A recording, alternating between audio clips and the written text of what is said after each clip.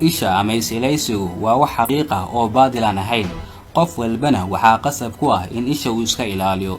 diinta islaamka marka loo fiiriyo isha nabiga nabadgelyo naxariiskiisa ahaatee waxa uu yiri ishu way jirtaa waana xaq. mekanismka isha iyo habka qofka ay ugu dhacdo inkastoo aqoonta bani'aadamka wali aysan gaarin in si dhab ah uu fahmo, haddana waxaa xaqiiq ah oo aan la inkiri karin qofka in signaliska maskaxdiisu bannaanka ay ku faafaan.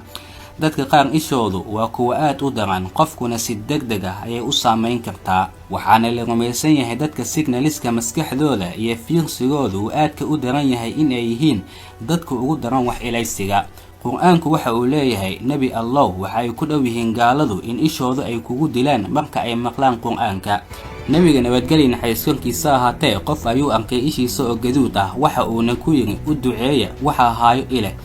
ishu waa dareen ka dhashta xaasidnimada, masayrka, nacaybka iyo quuri